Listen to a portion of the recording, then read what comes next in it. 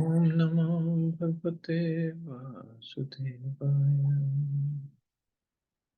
Narayanam Namaskritya Naram Chaiva Narottamam Devim Saraswatim Vyasam Tato Jayamudiriya Nashtaprayeshu Bhadreshu Nityam Bhagavata Sevaya Bhagavati Uttam Shloke Bhaktir Bhavati Naishiki.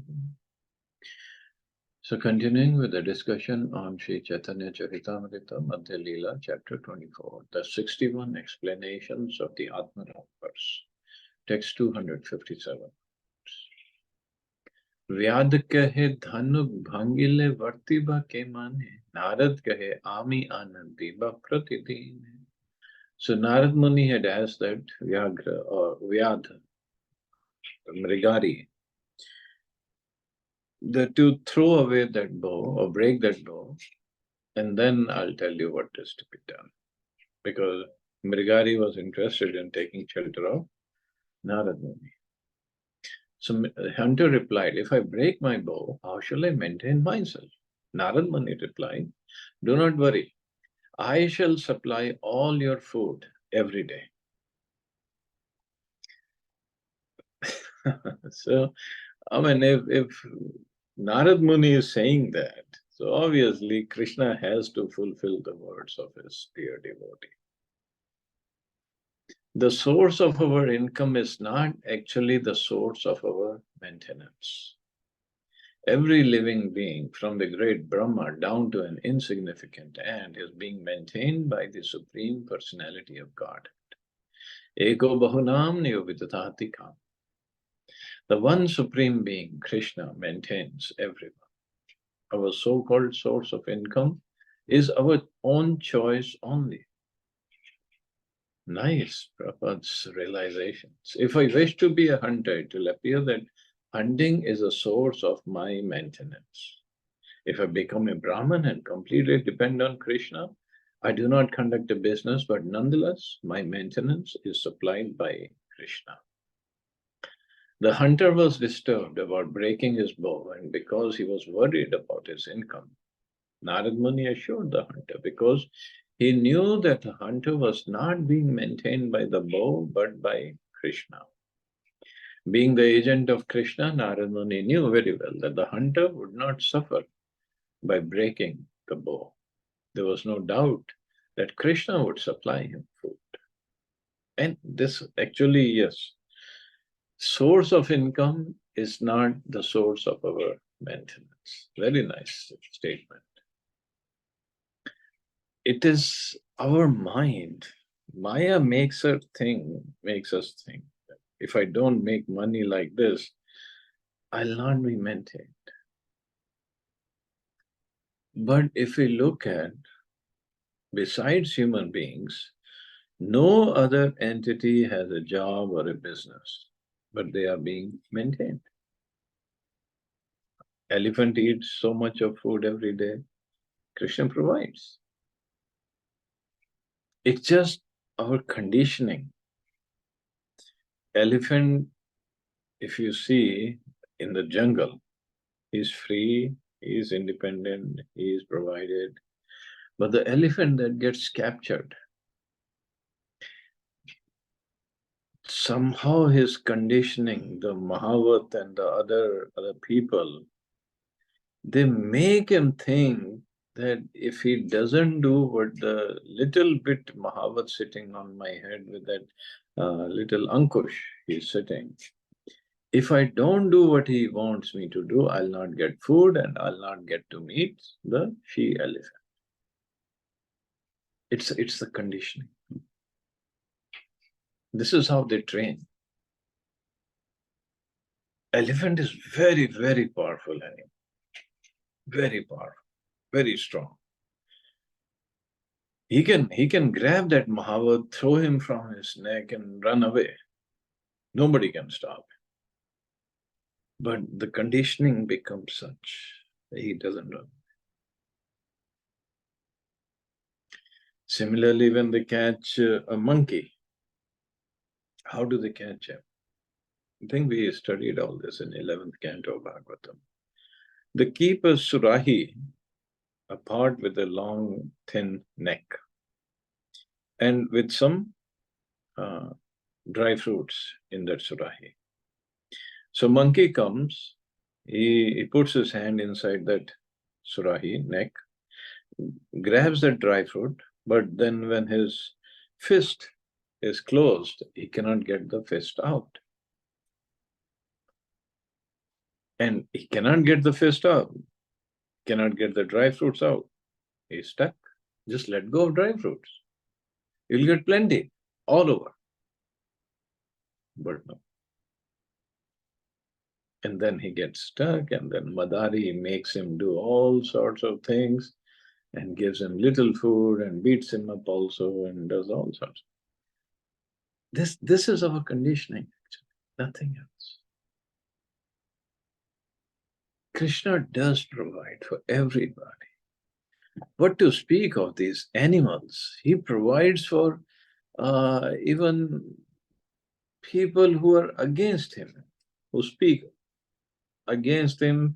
They say, Supreme Lord has no form, he is formless, or we don't believe in God, we are atheists, and this, that.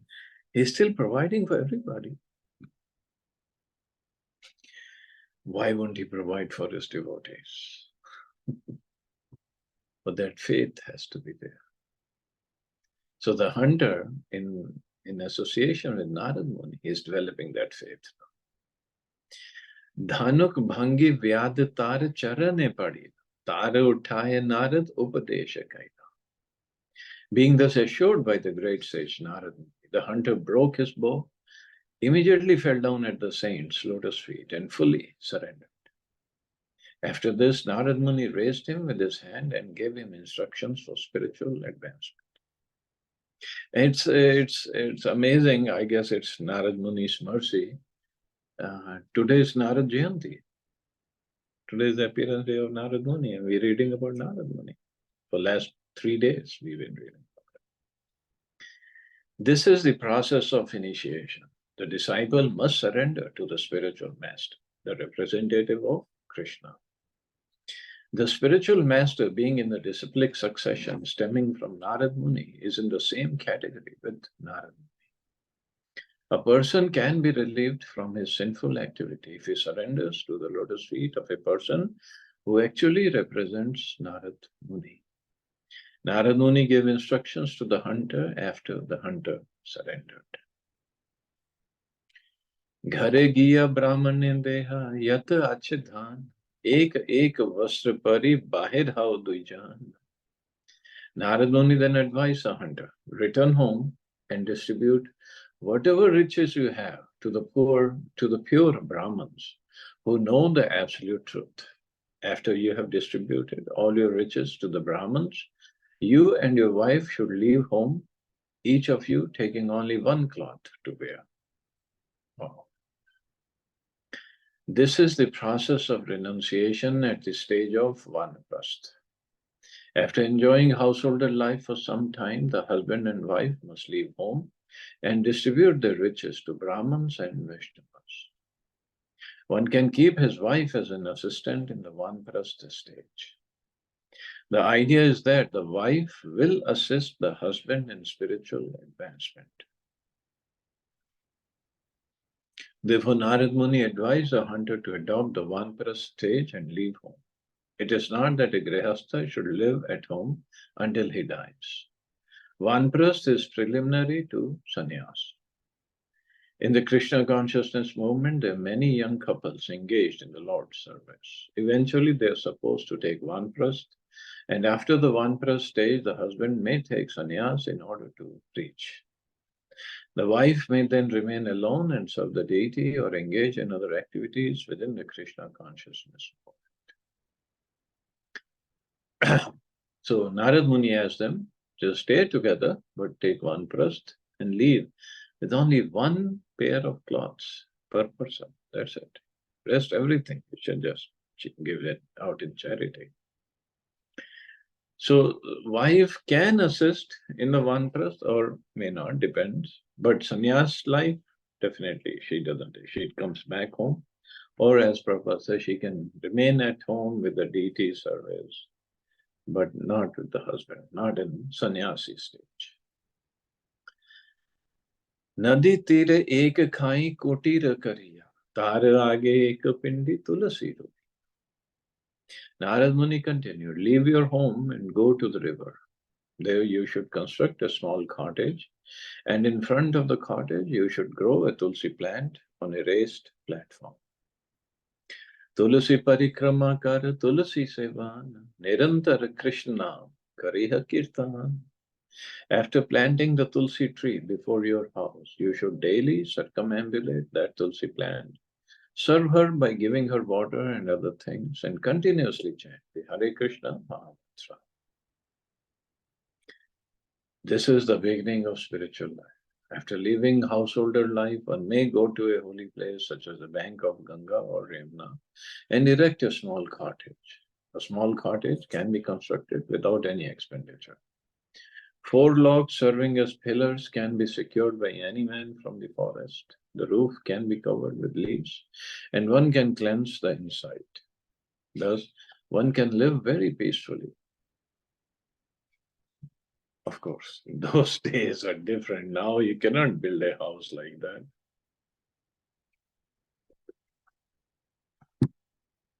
At least not in the city, maybe in a village one can.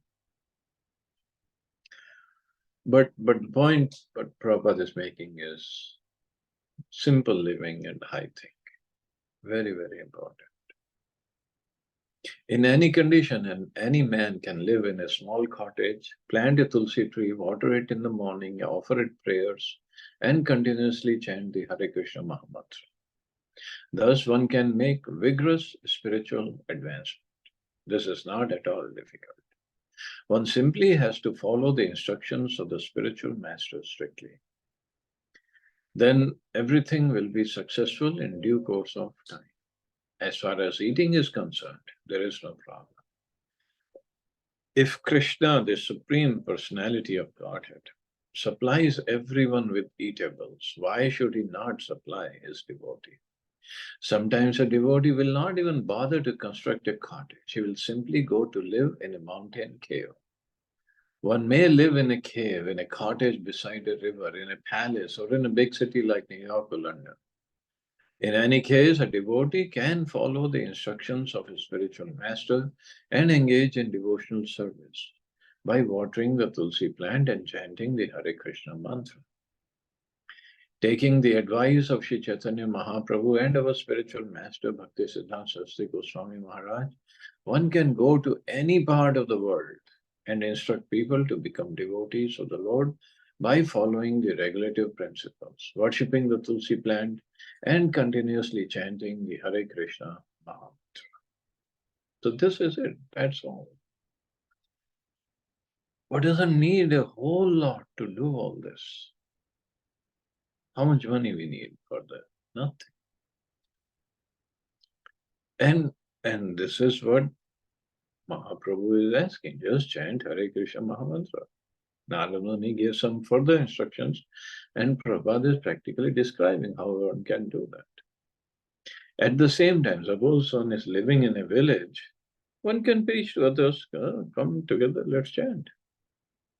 Everybody can come together and chant. It's just when we complicate things, that's when the problem starts. Ami tomai bahu anna pathai mutin, sei anna lave yata khaudui jani. Narad Muni continued, every day I shall send sufficient food to you both. You can take as much food as you want. When a person takes to Krishna consciousness, there is no need to care for material necessities. Krishna says, Yoga Kshemam Mahamya. I personally carry all necessities to my devotees. Why should one be anxious about the necessities of life? The principle should be that one should not want more than what is absolutely necessary. Narad Muni advises the hunter to accept only what is absolutely necessary for him and his wife. So he is leaving for the hunter to decide. But once one makes spiritual progress, his necessity is very, very minimal. Very minimal. Doesn't need a whole lot. The devotee should always be alert to consume only those things that he absolutely requires and not create unnecessary needs. तबे से मृगादिति ने नारद शुष्ट कहिला शुष्ट है मृगादिति ने धाया पलाइला. The three animals that were half killed were then brought to their consciousness by the sage Narad. Indeed, the animals got up and swiftly fled. So Narad Muni cured those three half-killed animals also. देखिया व्याधेर मने हैला चमत्कार घरे गेला व्याध guru ke kari namaskar. When the hunter saw the half-killed animals flee, he was certainly struck with wonder. He then offered his respectful obeisances to the sage Narad and returned home. यथास्थाने Narad गेला व्याध घरे आईला नारदेर उपदेश सकल Karila. After all this, Narad Muni went to his destination. So he was going to Prayagraj. After the hunter returned home, he exactly followed the instructions of his spiritual master, Narad. So for spiritual advancement, one must have a bona fide spiritual master and follow his instructions in order to be assured of advancement. ग्रामे ध्वनि हैला व्याध वैष्णव हैला ग्रामेर लोग सब अन्न आनीते लागीला. The news that the hunter had become a Vaishnav spread all over the village. Indeed, all the villagers brought alms and presented them to the Vaishnav who had formerly been a hunter. See, Narad Muni said, I'll provide you with food, don't worry. Now all the village, of course, Narad Muni himself wasn't going to come and get the food. So Krishna made the arrangement through the villagers. It is the duty of the public to present a gift to a saintly person, Vaishnava or a Brahman, when going to see him. Every Vaishnava is dependent on Krishna, and Krishna is ready to supply all of life's necessities, provided a Vaishnava follows the principles set forth by the spiritual master. There are certainly many householders in our Krishna consciousness. They join the movement and live in the society's centers. But if they take advantage of this opportunity and do not work but live at the expense of the movement, eating prasadam and simply sleeping, they place themselves in a very dangerous position. It is therefore advised that grihasthas should not live in the temple. They must live outside the temple and maintain themselves. Of course, if the grihasthas are fully engaged in the Lord's service according to the directions of the authorities, there is no harm in the living in the temple. In any case, a temple should not be a place to eat and sleep. A temple manager should be very careful about these things. So temple should not be a place to eat and sleep. And Prabhupada said the temple should be a place just like for soldiers. So soldiers stay in their cantonment area, but every day they're out training or fighting. So soldiers in ISKCON are like going out, doing sankirtan, book distribution, and coming back to the temple to take some rest, get some food, and then again get ready to go out. But that should be the mood. That the idea is simple living and high thinking and working at the same time.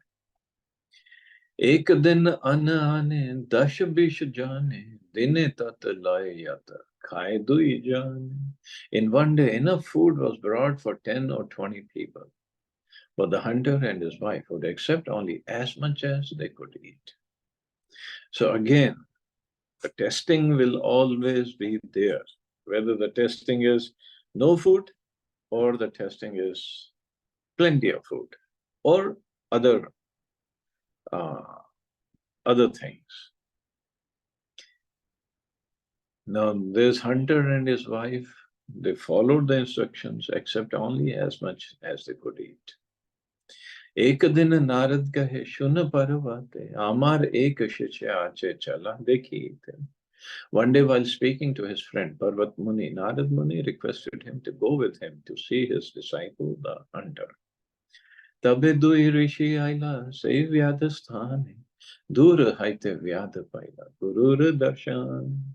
As a saintly sage approached the hunter's place, the hunter could see them from a distance.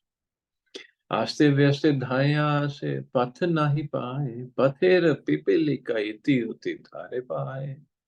With great alacrity, the hunter began to run towards his spiritual master, but he could not fall down and offer obeisances because ants were running hither and thither around his feet.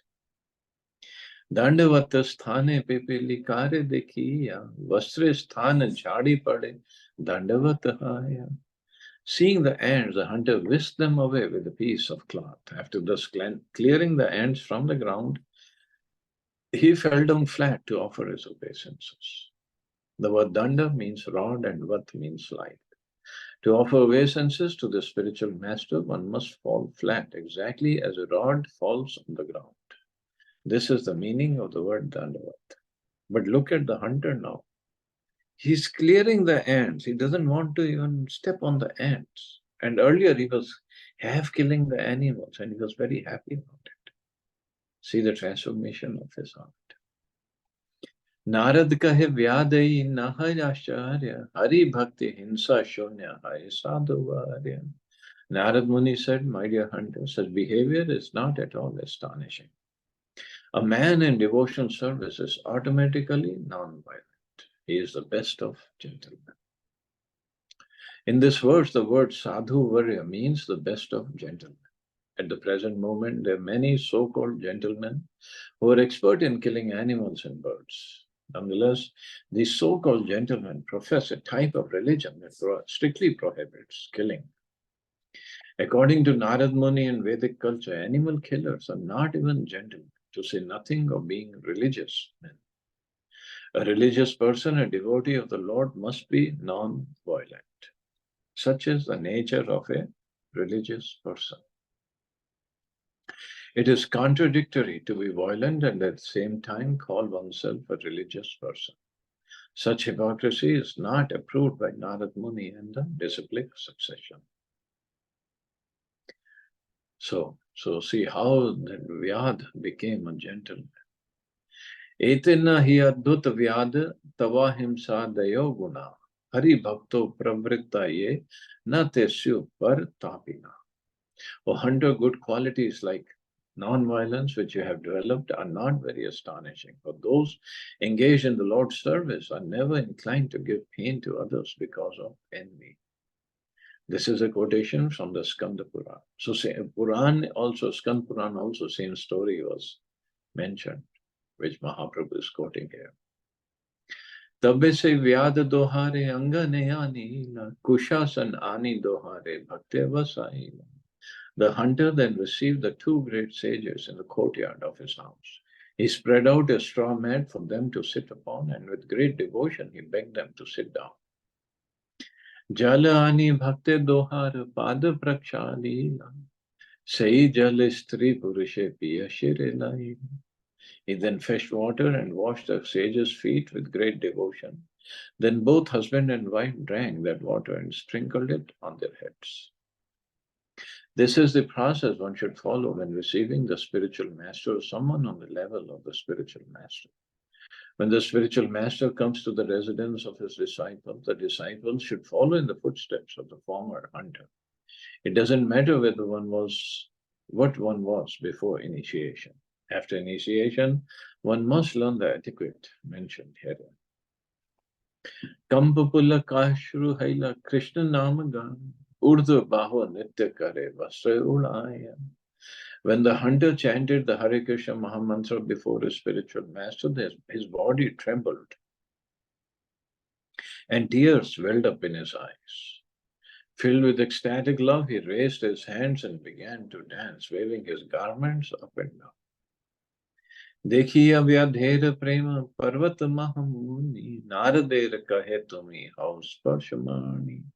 When Parvat Muni saw the ecstatic loving symptoms of the hunter, He told Narad, certainly you are a touchstone. When a touchstone touches iron, it turns the iron to gold. Parvat Muni called Narad Muni a touchstone because by his touch, the hunter, who was the lowest among men, became an elevated and perfect Vaishnava. Srila Bhaktivinoda Thakur said that the position of a Vaishnava can be tested by seeing how good a touchstone he is. That is, by seeing how many Vaishnavas he has made during his life. So that is a test. A Vaishnava should be a touchstone so that he can convert others to Vaishnavism by his preaching. Even though people may be fallen like the hunter, there are many so-called advanced devotees who sit in a secluded place for their personal benefit.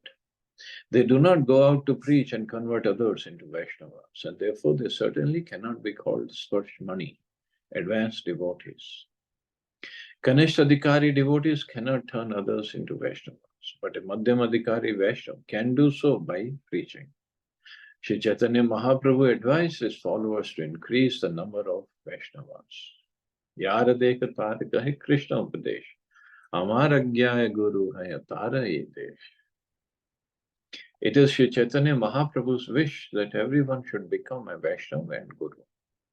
Following the instructions of Sri Chaitanya Mahaprabhu and his disciplic succession, one can become a spiritual master, for the process is very easy. One can go everywhere and anywhere to preach the instructions of Krishna.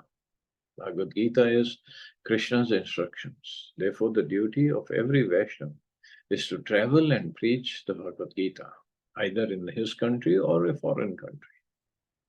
This is the test of Sparshmani, following in the footsteps of Narad Muni. So we should try increasing the number of devotees. That's the whole purpose of this movement. Whatever we can do, by preaching or by feeding prasadam or giving book to somebody, or whichever way, we should try. Then our life is successful. Aho dhanya si devarshe kripeya yasya tatakshana nicho api utpulako lebhe lubdha ko ratim matjute. Parvat Muni continued, my dear friend Narad Muni, you are glorified as a sage among the demigods. By your mercy, even a low-born person like this hunter can immediately become attached to Lord Krishna. A pure Vaishnava believes in the statements of the Shastras. This verse is quoted from Skanda Purana. Narad kahe Vaishnav tomar anna kichu aaya, Vyad kahe yare pathao, sei diya yaya. Narad Muni then asked the hunter, my dear Vaishnava, do you have some income for your maintenance? The hunter replied, my dear spiritual master, whoever you send gives me something when he comes to see me. This confirms a statement in Bhagavad Gita 9:22 to the effect that the Lord carries all necessities to his Vaishnava devotee. Narad Muni asked the former hunter how he was being maintained, and he replied that everyone who came to see him brought him something for his maintenance. Krishna, who is situated in everyone's heart, says, I personally carry all necessities to a Vaishnava. He can order anyone to execute this. Everyone is ready to give something to a Vaishnava, and if a Vaishnava is completely engaged in devotional service, he need not be anxious for his maintenance. It's so simple. And actually, the faith keeps on increasing in Krishna and in Bhakti, because Krishna does take care in his way. It's not according to my way he will take care. No, he takes care of a devotee in his own ways. Eta anna na pathao kichu karya nahi, sabe dui janar yogya. Bhakshya mantra chai. The former hunter said, please do not send so much grain. Only send what is sufficient for 2 people, no more. The former hunter only wanted enough for 2 people to eat, no more. It is not necessary for a Vaishnava to keep a stock of food for the next day. He should receive only sufficient grain to last 1 day. The next day, he must again depend on the Lord's mercy. This is the instruction of Sri Chaitanya Mahaprabhu. when his personal servant Govinda sometimes kept a stock of haritaki or Myro Balan. Sri Chaitanya Mahaprabhu chastised him, saying, "Why did you keep a stock for the next day?" So haritaki, I believe it is some kind of mouth freshener. Srila Rupa Goswami and others were begging daily from door to door for their sustenance, and they never attempted to stock their ashram with the food for the next day. So that is the standard for a sannyasi. Not even the next day doesn't keep stock of food for the next meal for the same day, on the same day. We should not materially calculate, thinking it is better to stock food for a week. Why give the Lord trouble by having him bring food daily? One should be convinced that the Lord will provide daily. There is no need to stock food for the next day. Narad कहे आइचे रहा तुम्ही भाग्यवान हेत बलि दुई जन अइला अंतर्धान. Narad Muni approved by his not wanting more than a daily supply of food, and he blessed him, saying, "You are fortunate." Narad Muni and Parvat Muni then disappeared from that place.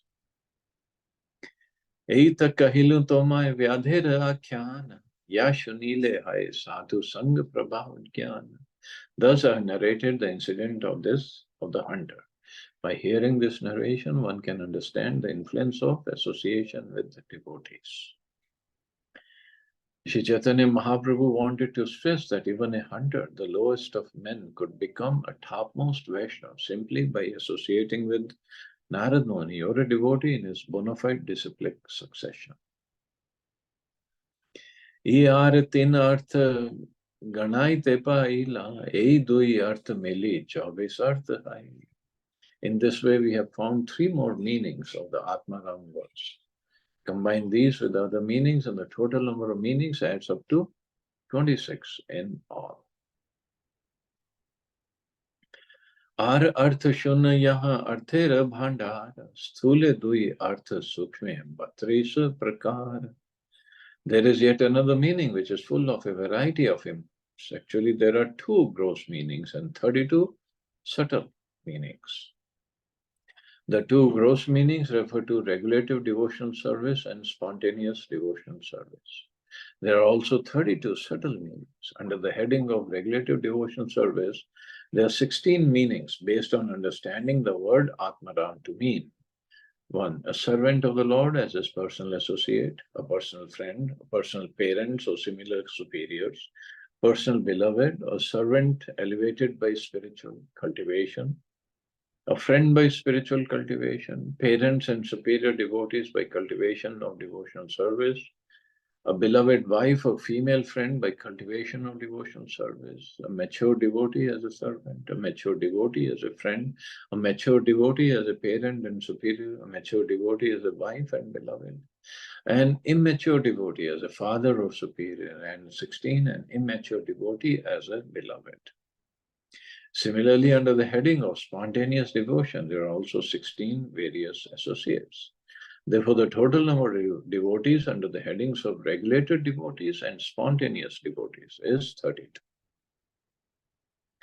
Atma Shabda kahe sarvavidha bhagwan, ek swayam bhagwan ara bhagwan akhyan.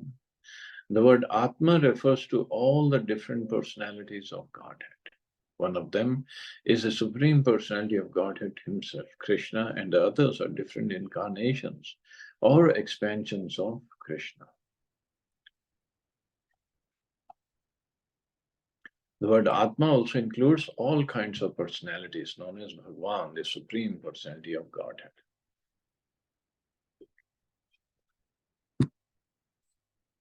This means that Krishna has unlimited expansions. So many times there is a question, and people comment not knowing Vedic scriptures. In Hinduism, is there one God or many gods?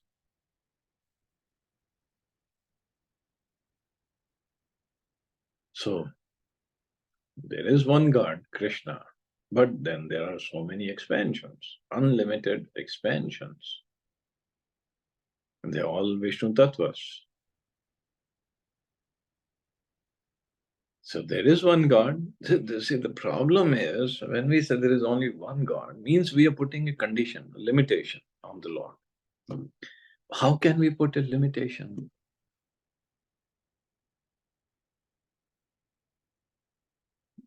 It's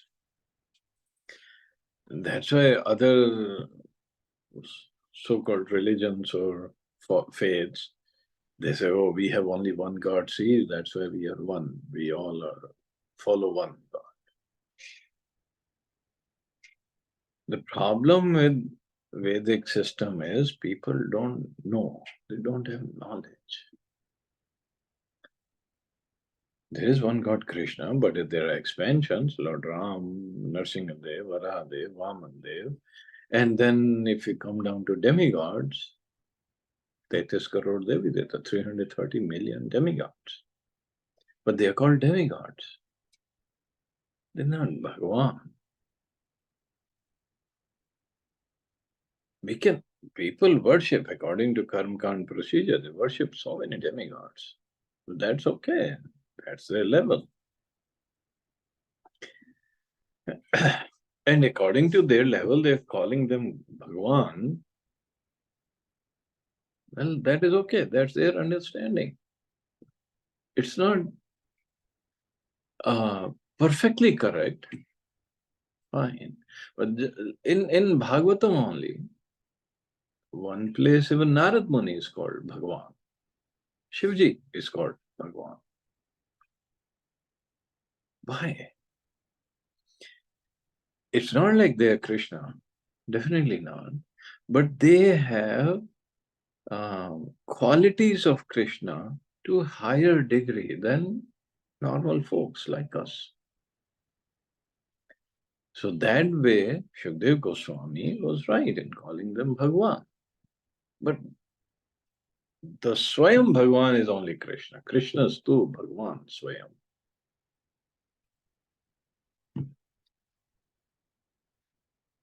What to speak of Narad Muni and Lord Shiva? Shukdev Goswami gave respects to even Hiranyakashipu. If we go back, if you want to search in Bhagavatam, the Hiranyakashipu chapter, he said, Shukdev Goswami said, Shri Hiranyakashipu Vacha. Shri, he put Shri in front of Hiranyakashipu. Why? Because of his qualities, the tapasya, kind of tapasya he did. Because he's an asura. Narsingadev appeared to kill him. But Shukdev Goswami gave him respects. So, so one has to know, one has to really understand the tattva. So Krishna has unlimited expansions, and we studied about Chaitanya Mahaprabhu was speaking to Sanatana Goswami about Krishna's expansions. I don't even remember all the technical terms. So many expansions and incarnations. So this is described in Brahma Samhita. Diparche vidashantaram abhipetya. The expansions of Krishna are thus compared to candles that have been lit from an original candle. All the secondary candles are equally powerful, but the original candle is that from which all the others have been lit. Krishna is the original supreme personality of Godhead, and he is expanded as Balram, Sankarshan, Anirudh, Pradyumna, and Vasudeva. In this way, there are innumerable incarnations and expansions. We're also called Bhagwan, the Supreme Personality of Godhead. Regarding the variety of personalities known as Bhagwan, Srila Bhaktisiddhanta Saraswati Thakur says that the personality of Godhead known as Krishna is the Supreme Personality of Godhead, and that his expansions are also called the Personality of Godhead. In other words, Krishna, the Supreme Personality of Godhead, is the origin of all other personalities of Godhead. Speculative philosophers and mystic yogis also meditate upon the form of Krishna, but this form is not the form of the original Supreme Personality of Godhead. Such a Bhagwan is but a partial representation of the Lord's full potency. Nonetheless, he also has to be understood to be the Supreme Personality of God. To clarify this matter, one should simply understand that Krishna, the son of Nanda Maharaj in Vrindavan, the friend of the cowherd boys and the lover of the gopis, is actually the original Supreme Personality of Godhead. He is attained by spontaneous love, although his expansions are also called the Supreme Personality of God. They are attained only by the execution of regulative devotional service. But Krishna is attained by spontaneous devotional service. That's the difference. Okay, I guess I can stop here. See anybody has any questions or comments?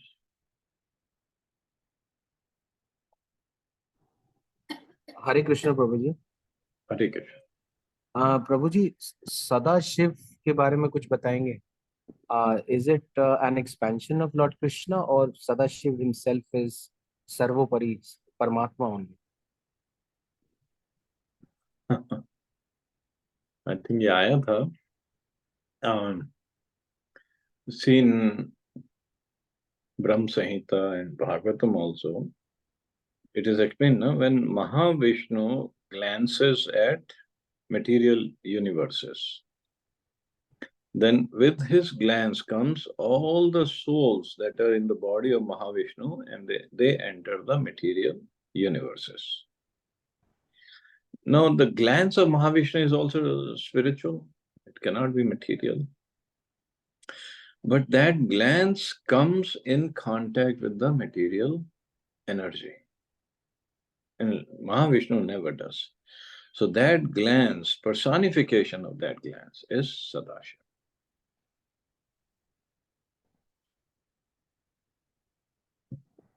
So Sadashiv brings all the living entities from Lord Vishnu's body into material universes. Okay.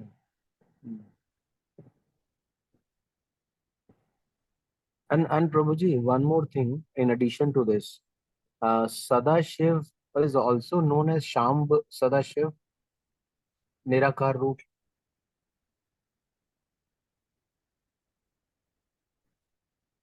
See, it's not Nirakar, he has a form and then he expands himself and enters every universe as Lord Shiva.